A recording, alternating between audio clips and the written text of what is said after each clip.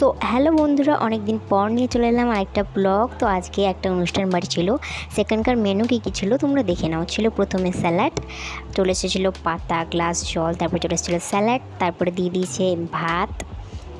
তো এখানে আমার ক্যামেরা একটু ঝাপসা হয়ে গেছিলো গাইস, কারণ আমার তো ফোনটা দামি না, সেই জন্য। এখন ভাত, তারপর চলে এসেছে ডাল, আর আমার পাতে পড়ে গেছে একটা লঙ্কা।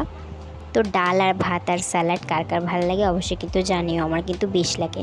একটা চলে এসেছিলো মিক্স একটা সবজি। তো এইখানে যা যা অনুষ্ঠানটাতে যা যা হয়েছিল সব কিছু কিন্তু ভেজ খাবার দাবার হয়েছিল, কোনো ননভেজ আইটেম ছিল না, তো সব কিছুই ভেজ। তো এই মিক্স সবজিটা দিয়ে ডাল ভাত দিয়ে খেয়ে নিলাম। তো ডালটা তো খুবই সুস্বাদু হয়েছিল, আর মিক্স সবজিটা ছিল নর্মাল ছিল, অতটা ভালো ছিল না। আর স্যালাড, মিক্স সবজি আর ডাল ভাত দিয়ে আমি খেয়ে ফেললাম ভাত। তারপরে আমাদের পাতে পড়ে গেছে ঘুগনি, ছিল ঘুগনি আর তারপরে পড়ে গেছে আলু পোস্ত। আলু পোস্ত তো আমি তেমন খাই না, ওটা শুধু খাই ভাতের সাথে, আমার ঠিক ভালো লাগে না।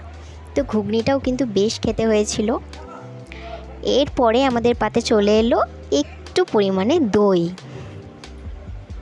আর বন্ধুরা চাটনি কিন্তু ছিল, কিন্তু আমি চাটনি নিই কারণ আমার চাটনি খেতে পছন্দ না, সেই জন্য আমি চাটনিটা স্কিপ করে গেছি। অ্যান্ড তারপরে চলে এসেছে আমাদের পাতে পাঁপড় ভাজা, যেটা আমার খুবই ফেভারেট। আর পাঁপড়ের সাথে কিন্তু বললাম চাটনি ছিল, কিন্তু আমি চাটনি নিই, সেই জন্য তোমাদের সাথে সেটা শেয়ার করা হয়নি। আজকে তো খাবার দাবার আমি কোনোটাই খেতে পারিনি। হ্যাঁ, খাবার দাবার কিন্তু খুবই সুস্বাদু হয়েছিল, কিন্তু কোনো কিছু খাবার দাবার আমি খেতে পারিনি। আর তারপরে পড়ে গেল আমাদের পাতে রসগোল্লা। রসগোল্লা তো আমার এত ফেভারেট না, আমি মিষ্টি জিনিস খেতে অতটা পছন্দ করি না। তো যাই হোক, আজকে এই ভিডিওটাই পর্যন্ত বন্ধুরা, বাই বাই।